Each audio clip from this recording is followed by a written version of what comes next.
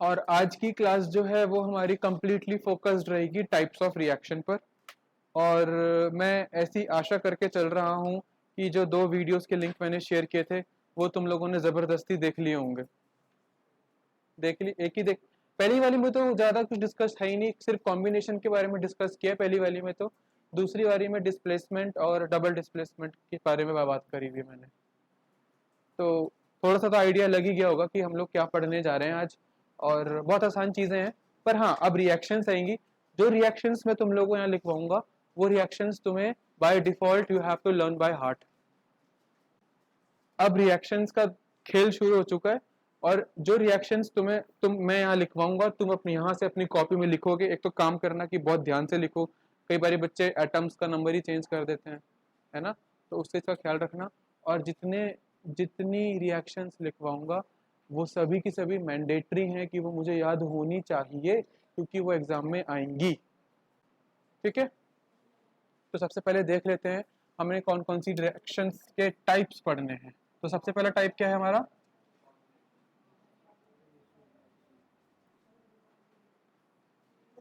सबसे पहला टाइप है कॉम्बिनेशन रिएक्शन। दूसरा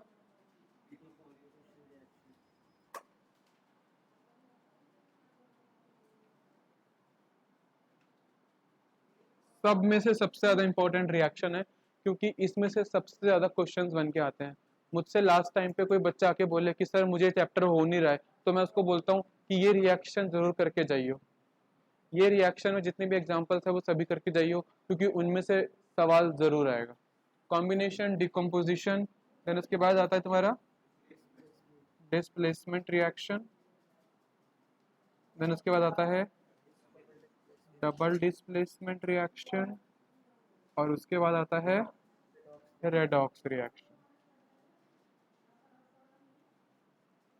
ठीक है, और फिर उसके बाद जो तुम्हारा नेक्स्ट टॉपिक आता है वो होता है कोरोजन एंड रेंसिडिटी का। सबसे पहले हम स्टार्ट करते हैं कॉम्बिनेशन रिएक्शन के साथ। बड़ा ही, देखो मैं बोल रहा हूं, अब चीजें याद करने वाली ज्यादा हैं, दिमाग अब कम लगेगा और याद ज्यादा करना पड़ेगा। ठीक है, तो सबसे पहले हम बात करेंगे यहाँ पर आज कॉम्बिनेशन रिएक्शन की। तो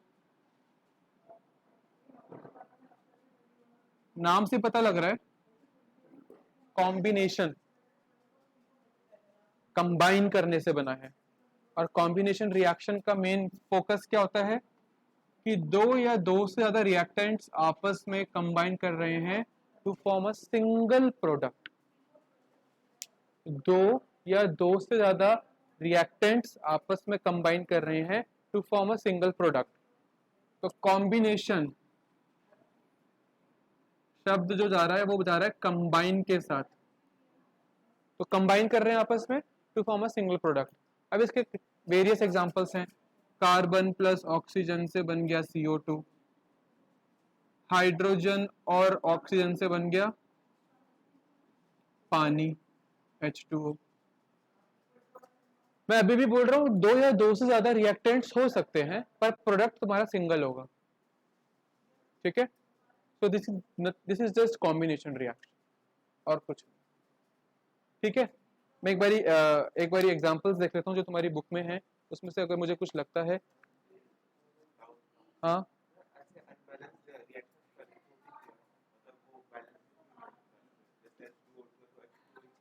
है अगर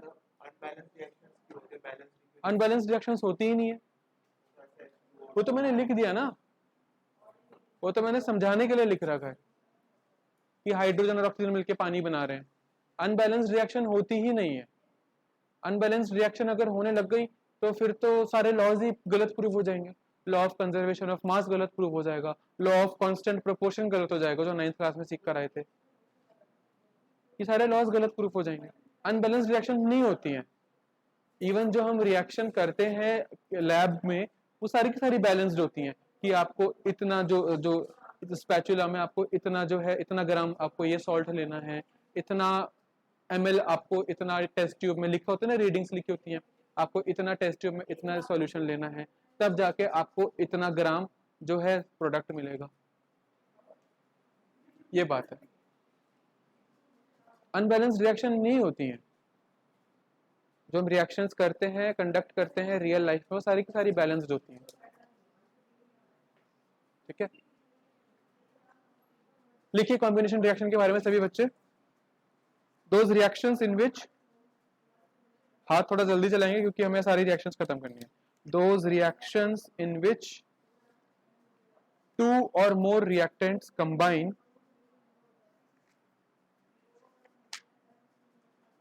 in which two or more reactants combine, combine को अंडरलाइन कर लेना, डेट डालिए आज की date,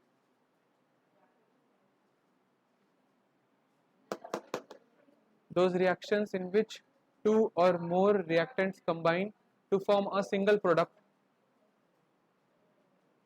to form a single product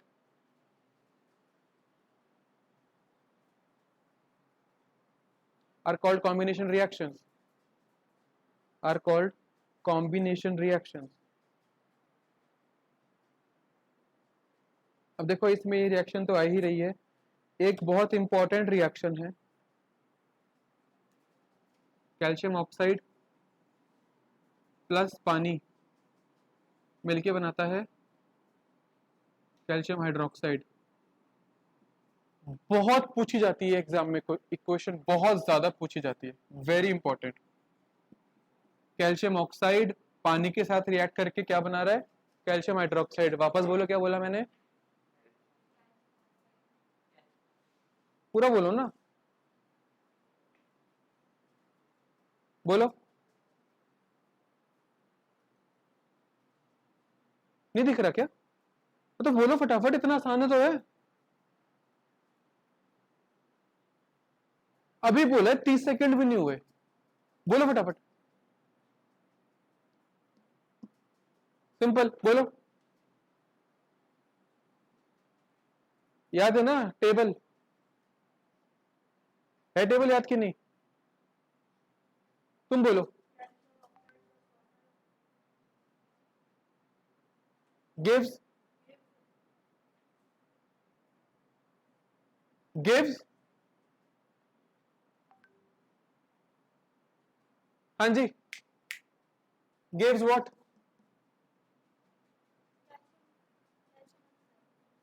तो ये क्या है,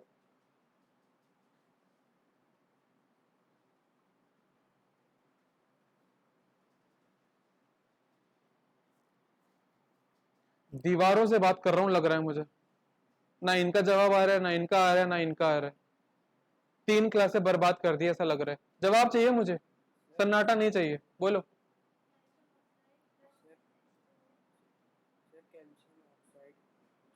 बोलो बोलो,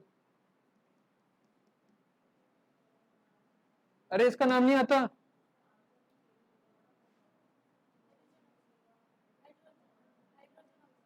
हाइड्रोजन ऑक्साइड। बताओ इसको क्या नाम है इसका यार, इसका नाम बताओ इसको, वाटर, इसका नाम बताओ मुझे तुम अभी, नाम बताओ मुझे इसका, तो इतना टाइम क्यों ले रहे हो, ये लास्ट टाइम था, अभी मैं और पूछूंगा, नहीं आया ना जवाब किसी का, उठा दूंगा, 20 बारी टेबल बना के जाओगे वापस से, मुझे कोई फर्क नहीं पड़ता, सिलेबस तुम्हारा खत्म होएगा ना। कैल्शियम अभी बोला तब भी नहीं बता रहे यार, मतलब कमाल के बच्चे हैं भाई, मतलब कोविड को तो मैं प्रणाम करता हूँ, सत्यानाश करके छोड़ा है बच्चों का।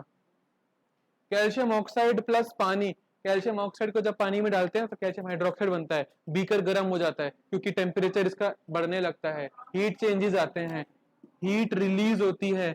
किस प्रकार की रिएक्शन हो गई है हीट के बेसिस पर, टर्मरिक, एक्सोटर्मरिक, एक्सोथर्मो,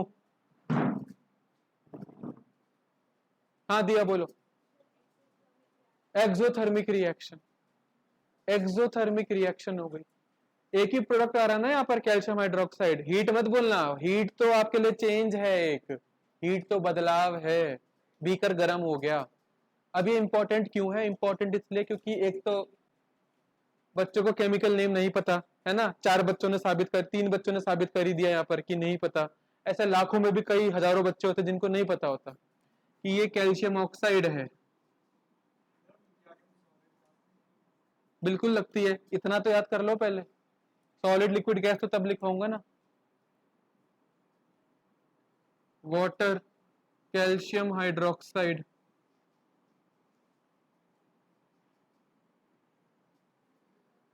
नाउ इंपॉर्टेंट क्यों है? क्योंकि इनके कॉमन नेम भी याद करने हैं मुझको। कैल्शियम ऑक्साइड का कॉमन नेम पता है किसी को? क्विकलाइम।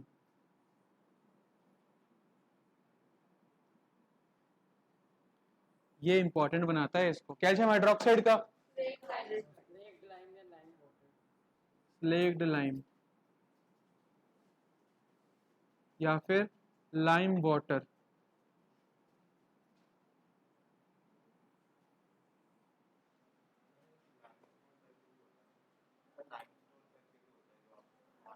वो बाद में आएगा, नोट कर लीजिए। ये रिएक्शन इंपॉर्टेंट थी इसलिए लिखाई गई है।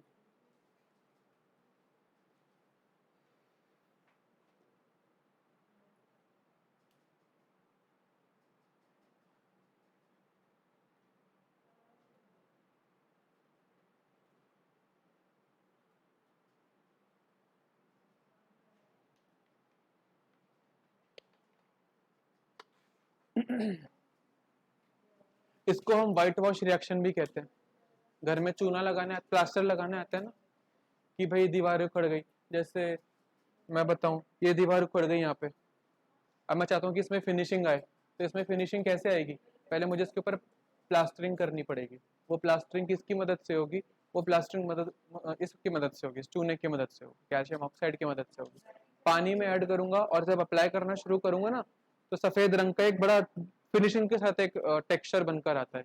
फिर उसके ऊपर पेंट किया जाता है। वो बोलते हैं ना कि पहले प्लास्टरिंग होगी, फिर 2 दिन 2 सूखने में टाइम लगेगा, फिर उसके बाद व्हाइट वॉश करेंगे, ऐसे बोलते हैं ना सफेदी वाला। तो वही वो जो टाइम जो आपसे मांग रहे हैं, वो किस चीज का टाइम मांग रहे हैं? कि जब मैंने पानी में ऐड करने के बाद कैल्शियम हाइड्रोक्साइड पोत दिया आपकी दीवारों में, बताओ लिखने में लगे हुए हैं यार, मतलब कैल्शियम हाइड्रोक्साइड जब मैंने दीवारों पर पोत दिया है, तो अब उस कैल्शियम हाइड्रोक्साइड को टाइम लगेगा सूखने में। एकदम से नहीं सूख जाएगा, वो ब्रश जो आपने उस पर मारा है उसको टाइम लगेगा। और जब फिर वो सूख जाता है और उसके ऊपर पेंट नहीं लगता, और जब फिर हम ऐसे खड़े हो जाते हैं दीवार पे, तो हमारी टी शर्ट खराब हो जाती है, सफेदी लग जाती है ना उस पे। वो सफेदी इसलिए लगती है क्योंकि वो चूना जो है हमारी, वो झड़ने लगता है चूना बेसिकली। ऐसे हाथ लगाओगे तो हाथ में सफेदी आ जाती है ना। फिर उसके ऊपर व्हाइट वॉश होता है। व्हाइट वॉश मतलब जो भी कलर आपको कराना है। तो उसके बाद वाली रिएक्शन भी देख लो क्या है, उसकी बाद वाली रिएक्शन, वो भी इंपॉर्टेंट है। तो ये लगा दिया हमने, ये लगा दिया दीवारों पर, ये जो प्रोडक्ट बनाया था हमने, ये लगा दिया। अब ये जो प्रोडक्ट दीवारों पर बना है, पोता है, इसके ऊपर आता है कार्बन डाइऑक्साइड अटैक करने के लिए। इसके ऊपर कार्बन डाइऑक्साइड अटैक करने आता है और बनाता है कैल्शियम कार्बोनेट, और साथ में पानी निकलता है गैसियस फॉर्म। अब देखो, मैं अभी कह रहा था ना कि हम टी शर्ट से ऐसे खड़े हो जाते हैं या हाथ लगाते हैं तो सफेदी लग जाती है पीछे, वो ये लग जाता है हमारे पीछे। इसका नाम, नाम नाम कैल्शियम, तेज बोल। बिल्कुल सही, ये है कैल्शियम कार्बोनेट।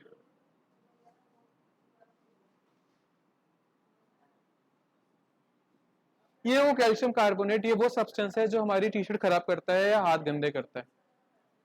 अब सफेदी होने के बाद ना रूम्स काफी ठंडे रहते हैं, 1-2 दिन तक ना ठंडा महसूस होता है टेम्परेचर हमें उस रूम का। क्यों होता है ऐसा? ऐसा इसलिए होता है क्योंकि ये कैल्शियम कार्बोनेट जो सूख रहा है, सूख रहा है यानी कि पानी जो है वो इवेपोरेट हो रहा है, and evaporation causes cooling. Class 9th में पढ़ा था हम लोगों ने कि जहां जहां इवेपोरेशन होगा वहां पर कूलिंग इफेक्ट आएगा। ठीक है, गर्मियों में सब अपनी बालकनियां गीली कर देते हैं, अपने छत अपने बरामदे गीले कर देते हैं, आसपास में पानी डालते हैं ताकि आसपास का जो टेम्परेचर है वो लोअर हो जाए, वो कम हो जाए। क्यों? क्योंकि पानी क्या करेगा? पानी आसपास से हीट लेगा, और जब एक्स्ट्रा हीट ले लेगा तो उस एरिया में ठंडक महसूस होगी हमें। ठीक है, तो कैल्शियम हाइड्रोक्साइड कार्बन डाइऑक्साइड के साथ रिएक्ट करता है, कहां से? एयर से। ये एयर से आती है, ठीक है।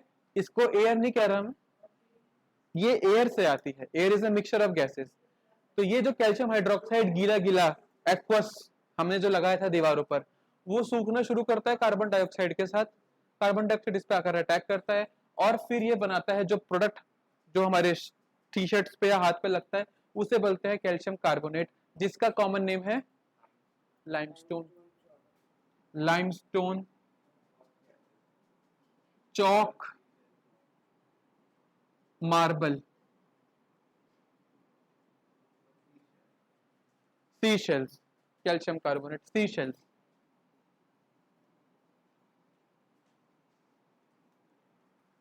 ठीक है, अब ये इंपॉर्टेंट हो गया क्योंकि इसके कॉमन नेम मैंने बता दिए हैं। दोनों रिएक्शंस मैंने बता दिए, इंपॉर्टेंट है, कॉम्बिनेशन में से याद करनी है, नोट कर लीजिए।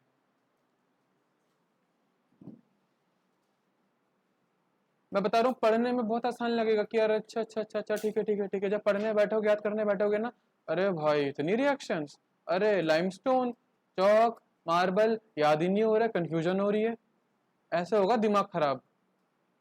बता रहा हूँ मैं, तुम लोग अनोखे नहीं हो, सबके साथ होता है ये प्रॉब्लम। ये दोनों ही रिएक्शंस आपकी जो है कॉम्बिनेशन में आती हैं। क्यों आती है कॉम्बिनेशन में? क्योंकि देखो ये जो पानी आ रहा है, ये आप ये फील नहीं कर सकते, पानी तो उड़ गया, ये तो इवेपोरेशन में निकल गया पानी। तो बचा क्या?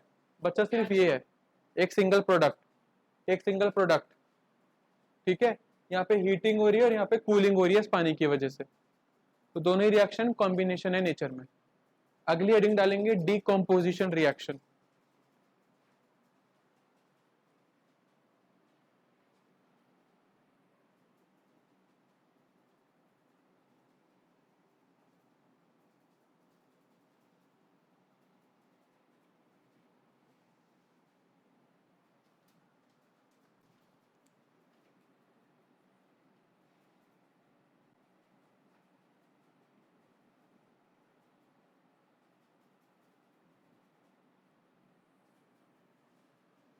डीकम्पोजिशन रिएक्शन बिल्कुल रिवर्स है कॉम्बिनेशन रिएक्शन की, क्योंकि डीकम्पोजिशन का मतलब क्या होता है? ब्रेक डाउन होना, तोड़ना।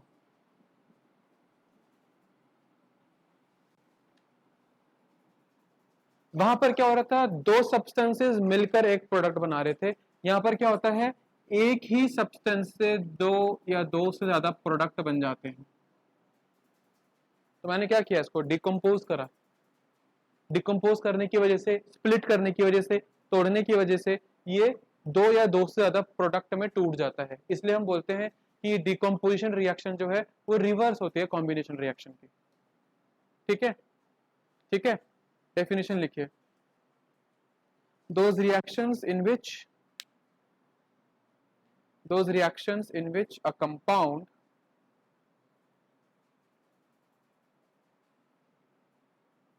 those reactions in which a compound splits into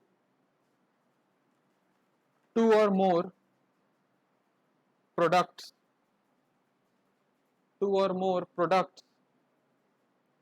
are known as decomposition reaction.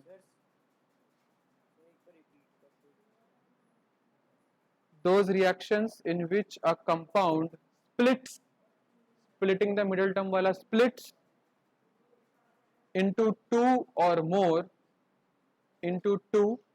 more products are known as decomposition reaction. अब डिकम्पोजिशन रिएक्शन, किसी चीज को तोड़ना है तो एनर्जी लगानी पड़ेगी, अपनी तरफ से तो लगाना पड़ेगा। ऐसे तो है नहीं कि मेरे पास ये पेन है और ये पेन बैठे बैठे टूट जाए। जब तक मैं इस पे हथौड़ी नहीं मारूंगा तब तक ये टूटेगा नहीं। तो किसी भी चीज को तोड़ने के लिए, स्प्लिट करने के लिए उसके ऊपर एनर्जी लगानी जरूरी होती है। और इसलिए डिकम्पोजिशन रिएक्शन में जिस प्रकार की हम एनर्जी इस्तेमाल करते हैं वो कौन कौन सी होती है? लाइट, हीट और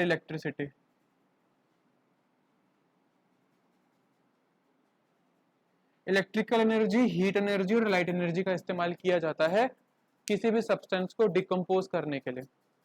फॉर एग्जाम्पल, अगर हम लाइट की बात करें तो तुम्हारी बुक में एक रिएक्शन है, इसका नाम क्या है आदित्य?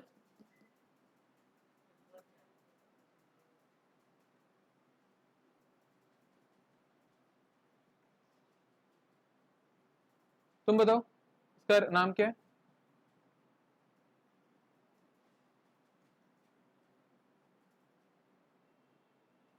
तुम बताओ। सिल्वर क्लोराइड, बिल्कुल सही नाम बोला कि सिल्वर क्लोराइड को जब हम सनलाइट में रखते हैं ना,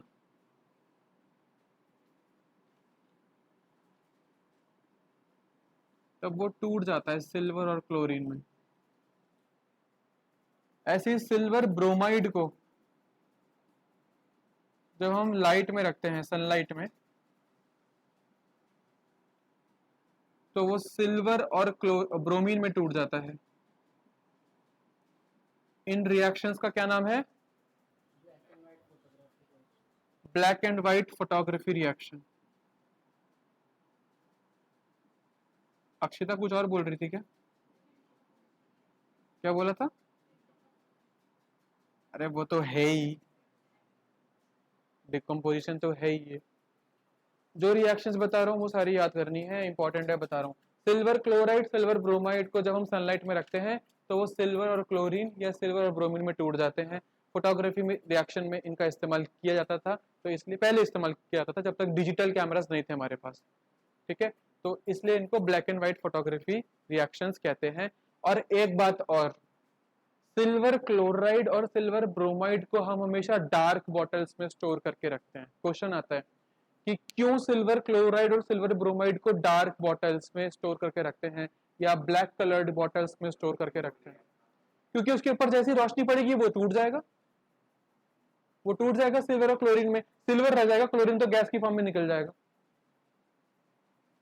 समझ में आई बात? तो यहां से क्वेश्चन भी बनता है, why silver chloride and why silver bromide are stored in dark coloured bottles. लिख लो इसके साथ। तो ये रिएक्शन हो गई लाइट के बेसिस पर कि जहां लाइट की मदद ली जा रही है डिकम्पोज करने के लिए।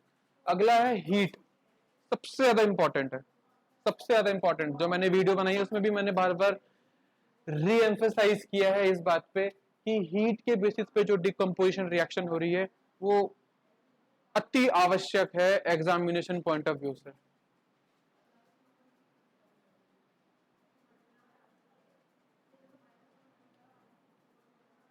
जिसमें कि सबसे पहली रिएक्शन दे रखी है फेरस सल्फेट की।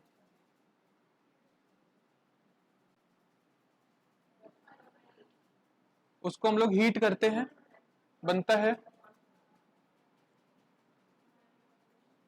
Ferric oxide plus SO2 plus SO3।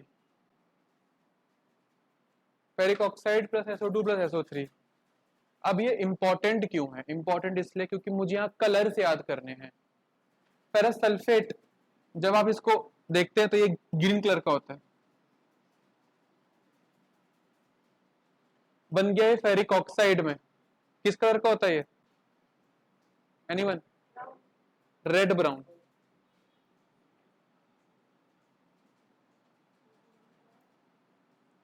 ये इनकी प्रेजेंस कैसे पता करें? स्मेल से। कैसी स्मेल होती है इनकी? रॉटन एग स्मेल होती है इनकी, सड़े हुए अंडे की तरह स्मेल आती है।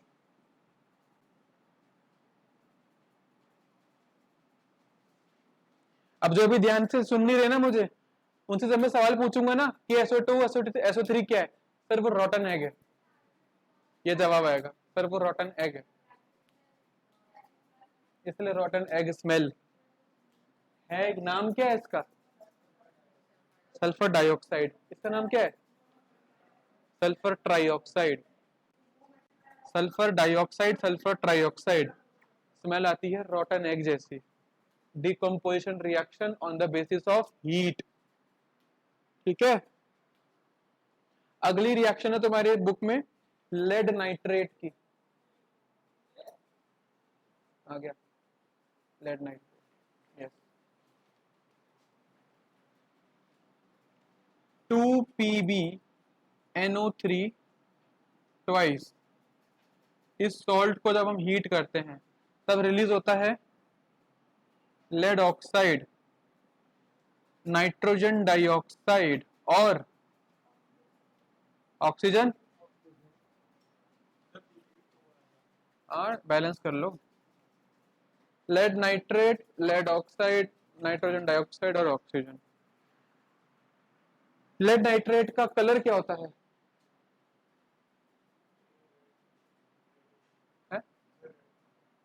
अच्छा, मतलब लेड है तो रेड, कलरलेस होता है, वाइट या कलरलेस, वाइट लिख सकते हो। वाइट कलर का सॉल्ट होता है। और lead oxide, anyone? Yellow, yes. Nitrogen dioxide एक गैस है, इसका कैसे पता चलेगा प्रेजेंस? इसको सूंघने की जरूरत नहीं पड़ेगी, जब इसकी क्या कहते हैं, ये जो फ्यूम्स जो इसकी निकलेंगी वो ब्राउन कलर की निकलती हैं, तो हमको पता चल जाता है कि वो नाइट्रोजन डाइऑक्साइड है, उसको इनहेल करने की जरूरत नहीं है। ये है ब्राउन फ्यूम्स। नाम क्या है इसका? नाइट्रोजन डाइऑक्साइड, ठीक है। और अपना ऑक्सीजन तो है ही साथ में। इंपॉर्टेंट क्यों है? क्योंकि यहाँ पर भी हमें कलर चेंजेस बताने हैं। हमने फर्स्ट चैप्टर जब ये इसका इंट्रोडक्शन पढ़ रहे थे तब हमने देखा था ना कि जब केमिकल चेंज होता है हमें कैसे पता चलता है कि what are the characteristics of a chemical change. तब तुम लोग ने देखा था ना, change in colour, change in state, change in temperature, formation of precipitate, और क्या बोला था, इवोल्यूशन ऑफ गैसेस, सब हो रहा है यहाँ पे। देखो, चेंज इन कलर भी हो रहा है, चेंज इन स्टेट भी हो रहा है, ये सॉलिड, ये सॉलिड, ये गैस, ये गैस, ठीक है। एंड टेम्परेचर, हीट एब्जॉर्ब कर रहा है, ये भी हीट एब्जॉर्ब कर रहा है। किस प्रकार की रिएक्शन हो गई हीट एब्जॉर्ब करने वाली? एंडोथर्मिक हो गई, है ना। तो सब हो रहा है यहाँ पर। फॉर्मेशन ऑफ प्रेसिपिटेट, प्रेसिपिटेट भी बन रहा है। सो इसलिए लिखी थी वो हमने 5 रिएक्शन, वो 5 कैरेक्टरिस्टिक्स, कि कैसे आपको पता चलेंगे कि केमिकल चेंज हुआ है। और ये बात सबको समझ में आ गई कि हीट के बेसिस पे हम डिकम्पोजिशन कैसे कर रहे हैं। नोट कर लिया सबने? नोट कीजिए।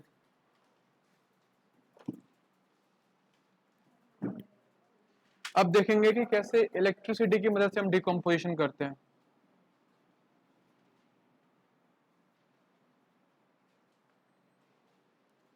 तो यहाँ पर बहुत ही क्लासिक एग्जांपल है हम लोगों के पास रहता है वाटर का। इलेक्ट्रिसिटी पास करते हैं पानी में, ऐसे नहीं कि नंगी जा रहे पकड़ी और डाल दिया पानी के अंदर, ऐसे नहीं होता है। प्रॉपर सेटअप होता है, बीकर लेते हैं, एनोड कैथोड, 2 टेस्ट ट्यूब्स होती हैं, जिसको हम इस पूरे प्रोसेस को हम नाम देते हैं इलेक्ट्रोलिसिस ऑफ वाटर, ठीक है। इलेक्ट्रोलिसिस ऑफ वाटर के दौरान क्या होता है, पानी जो है हाइड्रोजन और ऑक्सीजन में स्प्लिट कर जाता है, डिकम्पोज हो जाता है। क्या नाम बताया मैंने इस प्रोसेस का? इस प्रोसेस का नाम बताया, यस, इलेक्ट्रोलिसिस ऑफ वाटर, ठीक है। तुम्हारी बुक में इसका अच्छा सा डायग्राम है, जरा निकालो बुक सबके सब एनसीईआरटी अपनी। पेज नंबर है 9 फिगर 1.6, पेज नंबर 9 फिगर 1.6। देखो एक बीकर रखा हुआ है, बीकर के अंदर 2 टेस्ट ट्यूब्स हैं, उन दोनों टेस्ट ट्यूब्स को कनेक्ट किया गया है सेल एंड बैटरी के साथ, बैटरी के साथ कनेक्ट कर रखा है। अब जैसे ही इस सेटअप में हमने स्विच ऑन किया तो 2 टेस्ट ट्यूब्स है ना अपने पास, राइट वाली टेस्ट ट्यूब और लेफ्ट वाली टेस्ट ट्यूब। जिन्होंने वीडियो देखी थी उनको पता होगा मैं क्या बोलने जा रहा हूँ। राइट वाली टेस्ट ट्यूब और लेफ्ट वाली टेस्ट ट्यूब में थोड़ा सा गैस का वॉल्यूम देखो किस में ज्यादा जा रहा है।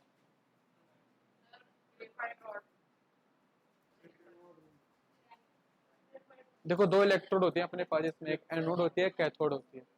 एक एनोड होती है, कैथोड होती है। एनोड और कैथोड का काम क्या होता है? एनोड होती है पॉजिटिव इलेक्ट्रोड, कैथोड होती है नेगेटिव इलेक्ट्रोड। एनोड होती है पॉजिटिव इलेक्ट्रोड, कैथोड होती है नेगेटिव इलेक्ट्रोड। याद रखना एनआईएन नेगेटिव चार्ज होते हैं, पर एनोड पॉजिटिव इलेक्ट्रोड होती है। बच्चों को कंफ्यूजन होती है बड़ी। एनायन नेगेटिव आयंस होते हैं, Cl minus, SO4 2 minus, Br minus, ये सारे के सारे एनायंस हैं, नेगेटिव चार्ज है इनके ऊपर, और ये नेगेटिव चार्ज है। पर एनोड पॉजिटिव इलेक्ट्रोड होती है, पॉजिटिव नेचर होता है इसका। क्यों? ताकि सारे के सारे एनायंस इस पे आकर चिपक जाएं। ये खुद पॉजिटिव होगी तभी तो नेगेटिव को अट्रैक्ट कर पाएगी। ऑपोजिट चार्जेस अट्रैक्ट करते हैं एक दूसरे को। लॉजिक समझ रहे हो? क्या बोला बताओ?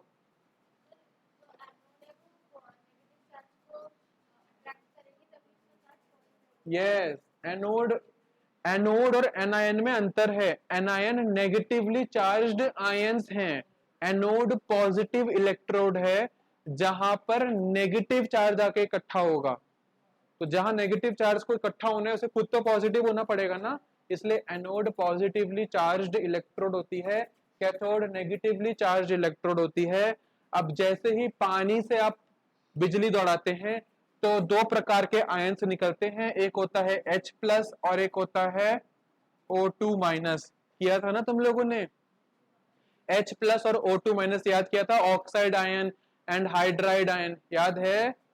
याद है, H प्लस और O2 माइनस। अब ये पॉजिटिव है, ये पॉजिटिव वाला किधर जाएगा? कैथोड में जाएगा। हाइड्रोजन जाएगा कैथोड में और ऑक्सीजन जाएगा एनोड में। जरा एक बारी देख लो, जिस टेस्ट ट्यूब में गैस थोड़ी ज्यादा इकट्ठी हो रही है वो हाइड्रोजन है, क्या वो हाइड्रोजन नेगेटिव से कनेक्ट हो रही है? डायग्राम में देखो, दिखाओ।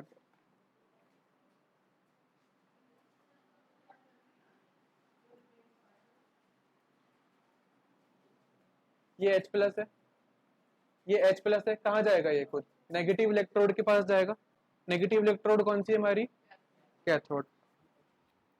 ये वाली जो राइट वाली टेस्ट ट्यूब है, राइट वाली टेस्ट ट्यूब दिख रही है, राइट वाली टेस्ट ट्यूब किससे कनेक्ट हो रही है? कैथोड से तो कनेक्ट हो रही है।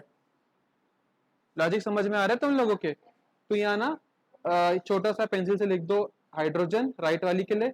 अच्छा लिख तो रखा है यहाँ पर, हाइड्रोजन लिखा हुआ है और लेफ्ट में ऑक्सीजन।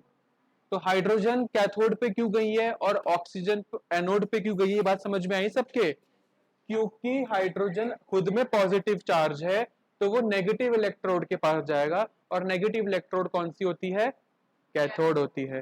क्योंकि ऑक्सीजन अपने आप में एनायन है, अपने आप में नेगेटिव चार्ज है, तो वो पॉजिटिव इलेक्ट्रोड के पास जाएगा, और पॉजिटिव इलेक्ट्रोड है एनोड। एक बात सबको क्लियर हो गई? दूसरी बात ये होती है कि हाइड्रोजन वाली टेस्ट ट्यूब में गैस ज्यादा है और ऑक्सीजन वाली में गैस कम, ऐसा क्यों? अच्छा वीडियो किस किसने देखी थी? ये दो ही देखकर आए? ये 5 बच्चे हैं? पहली वाली में तो कुछ था ही नहीं, पहली वाली में ज्यादा कुछ था ही नहीं। बाकियों के पास टाइम नहीं रहा होगा, बहुत काम है बेचारों के पास, क्या करें। तो मैं बता देता हूं कि राइट वाली टेस्ट ट्यूब में गैस ज्यादा इसलिए है क्योंकि यहां पर हाइड्रोजन के कितने एटम्स आ रहे हैं? बहुत बढ़िया, हाइड्रोजन के 4 एटम्स आ रहे हैं। ऑक्सीजन के कितने एटम्स आ रहे हैं? दोनों के बीच में रेशियो कितना जा रहा है? इसलिए ऑक्सीजन के मुकाबले, इसलिए ऑक्सीजन के मुकाबले हाइड्रोजन की जो गैस है, हाइड्रोजन का जो अमाउंट है वो ज्यादा है, डबल है ऑक्सीजन के मुकाबले, क्योंकि 2:1 का रेशियो जा रहा है दोनों के बीच में। इसलिए जहां ऑक्सीजन इकट्ठी हुई है उससे डबल हाइड्रोजन मात्रा में इकट्ठी हुई है कैथोड में या उस वाले टेस्ट ट्यूब में। समझ में आई बात? नहीं आई है? क्या पानी या gas?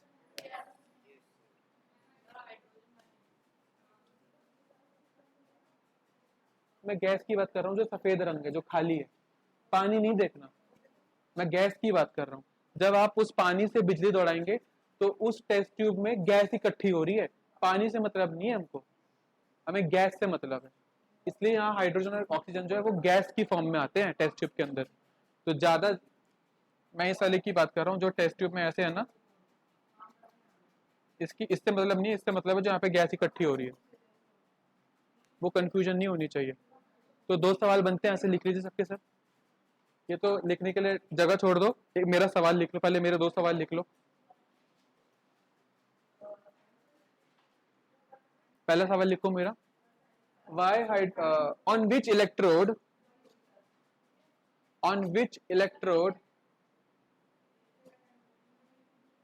hydrogen and oxygen gases are collected? On which electrode hydrogen and oxygen gases are collected?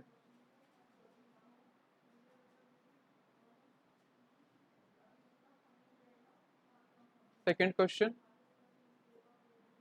why the amount of hydrogen gas why the amount of hydrogen gas collected is double hydrogen gas collected is double the amount of oxygen gas is double the amount of oxygen gas. ठीक है, तरीका समझ में आया?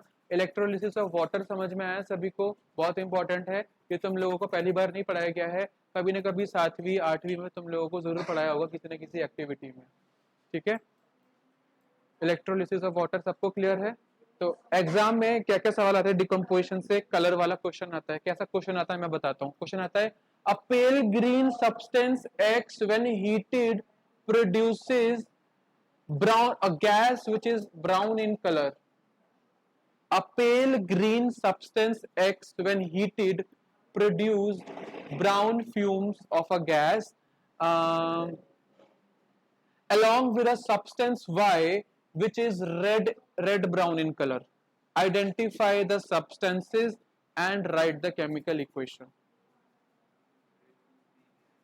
FeSO4 वाली reaction लिखनी है यहाँ पर तुम लोगों को। वहां पर ये भी बताना है कि FeSO4 के बारे में बात हो रही है, नाइट्रोजन सल्फर, सॉरी मैंने ब्राउन फ्यूम्स बोल दिया, ब्राउन फ्यूम्स नहीं आएगा उसमें, रॉटन स्मेल आएगी, है ना? मैंने थोड़ा मिक्स, दोनों रिएक्शंस को मैंने मिक्स कर दिया, पर क्वेश्चन ऐसा ही आता है। अब जिस बच्चे को कलर ही नहीं पता वो आइडेंटिफाई नहीं कर पाएगा, जिसको रिएक्शन याद नहीं है उसका एक नंबर गया। ये प्रॉब्लम होती है। बच्चे क्या करते हैं, सिर्फ एक ही रास्ते से जाते हैं। हमें एक रास्ते से नहीं जाना, हमें दूसरे रास्ते से भी देखना है, हमें हर पॉइंट ऑफ व्यू से देखना है। मुझे रिएक्शन भी पता होना चाहिए, मुझे अपने सॉल्ट का कॉमन नेम भी पता होना चाहिए, केमिकल नेम भी पता होना चाहिए, कलर भी पता होना चाहिए। जितना मैंने लिखवाया है उतना कर लोगे, कोई नंबर नहीं काट सकता तुम्हारे। इतना भी नहीं करोगे फिर तो अपॉर्चुनिटीज दे रहे हो टीचर को नंबर काटने। ठीक है, तो यहां पर हम लोग खत्म करते हैं डिकम्पोजिशन रिएक्शन। एंड नाउ मुझे लगता नहीं आज हम लोग सारा कवर अप कर पाएंगे। अब displacement and double displacement, displacement and double displacement दोनों रिएक्शंस मैंने डिस्कस कर रखी है वीडियो में। एक बारी जिन्होंने नहीं देखा है वो देखेंगे, उसमें से नोट्स बनाएंगे, और मैंने उसमें शायद साथ साथ में लिख भी रखा है, तो कीप देम एज नोट्स।